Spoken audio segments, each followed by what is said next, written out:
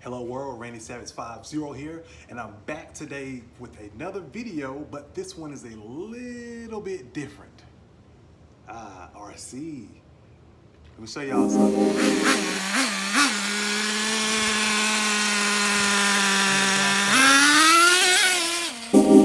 Right, so this is my T-Maxx 3.3 version.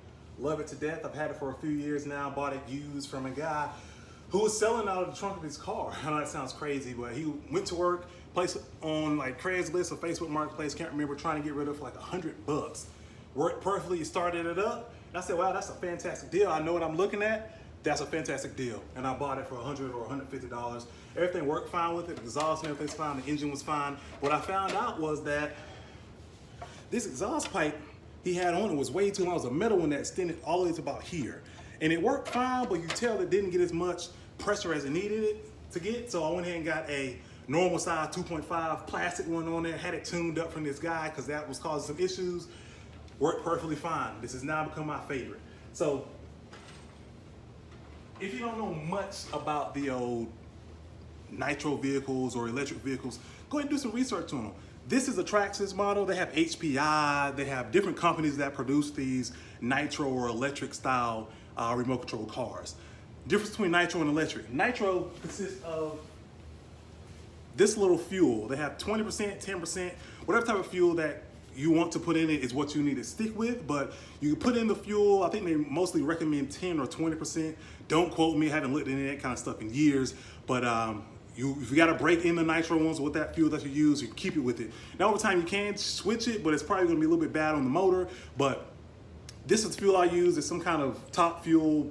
I think it's 10%. I cannot remember. Like I said, I've had this one for years. My first one that I got was, I'm trying to have stuff roll off my car, was this Nitro Rustler.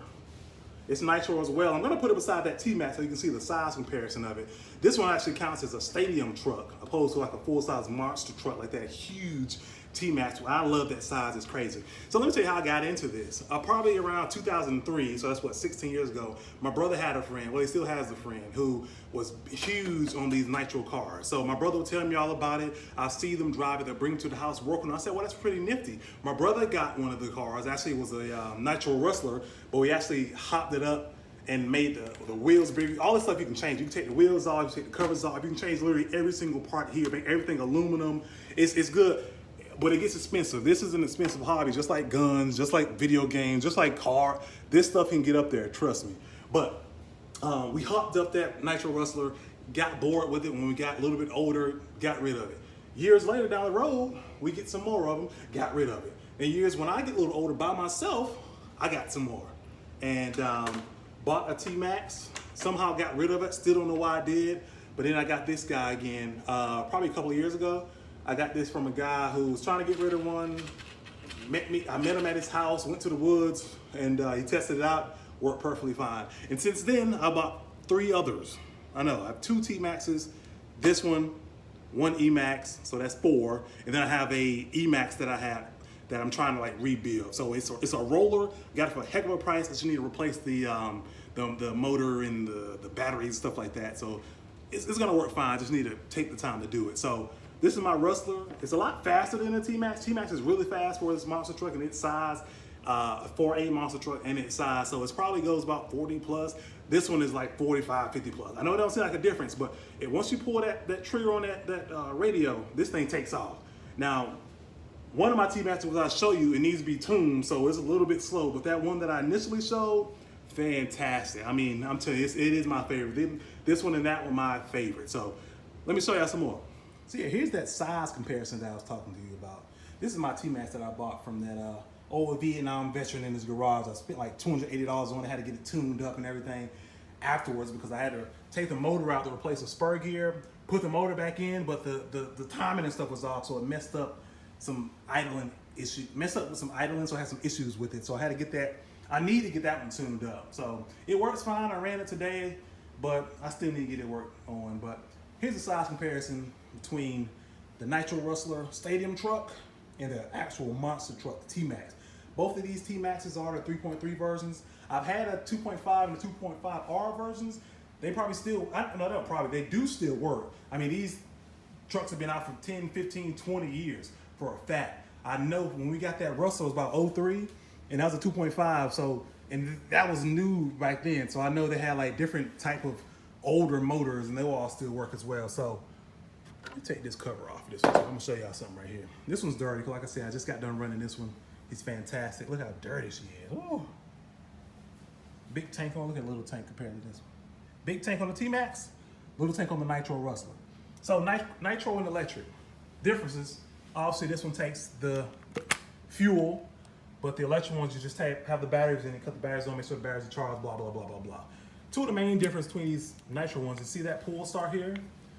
This one has an easy start system where you plug in an easy start wand, and that brings this electric stuff to this easy start motor, which usually has a wire that goes up in here that connects to the glow plug that's gonna ignite it. But I took that off and I just used the glow plug igniter, which you stick in there and then put the easy start wand in, and it should start it up.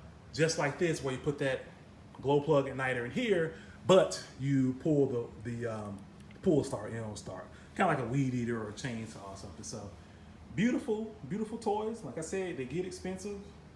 They're fun for adults. They'll be fun for kids. I recommend kids starting out with the electric ones. Let me show you that. So here's my E-Maxx. E hence electric. Huh. Very identical to the T-Maxx, but the only thing different is that it's electric. Okay, he didn't get the joke, song, lame. Okay, so take the cover off of this one.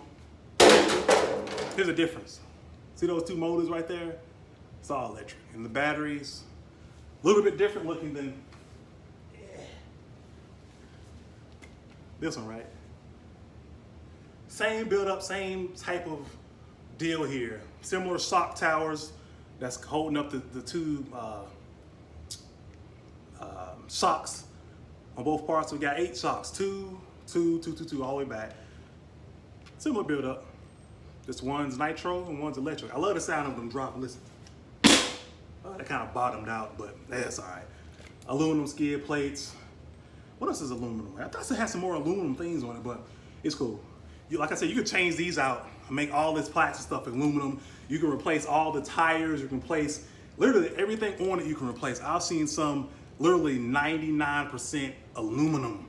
They look beautiful, but they're thousands and thousands of, well, not thousands and thousands, but probably good 1,000, 2,000 if you want to change everything out and make it aluminum. But what I'm gonna do after this is clean this baby, because look how dirty she is. But man, that bottom out sounds crazy. But hope you enjoy me showing you this little hobby that I have, these RC toys. I love it. I think if you have a kid, you want to start out with something like this, of this caliber, try the E-Maxx, okay? But consider trying something below that, because these still are fast. The E-Maxx is probably good 35 miles an hour. I have metal front and rear bumpers on mine. You can get the plastic ones. But if that thing hits your ankle or your kid's ankle, I'm guaranteeing you that it's gonna break their ankle. So that's a little hazard you wanna think about. You don't want that going off a ramp and hit somebody in the head, because it's gonna injure them. You're probably gonna go to the hospital. I'm telling you that now. So think about those little warnings if you're considering buying something like this for a small child. Don't let them play with it by themselves unless you know that they're comfortable with it and what it can do. Start out with one of them little small ones from Toys R Us, well, they're closed, but from one of those Walmarts or something, so they can get used to driving an RC car. But get one of these if you're gonna be there supervising them, so they can get used to it and they can practice with it and not hurt themselves or hurt any other people. So that was my quick RC video. If you like it, love it, cool, comment, like, subscribe. I got some more content where that's coming from. I have the firearm stuff, my hobby, RC stuff, my hobby, collecting wrestling collectibles with the replica belts, my hobby, the video game, all kinds of stuff. So I've got tons of content I can come to you with if you're interested in it. So Randy Savage 50 checking out. Y'all have a beautiful day. Man, I'm sweating here in this garage. I've got to get back in the house where the air is booming. Take it easy.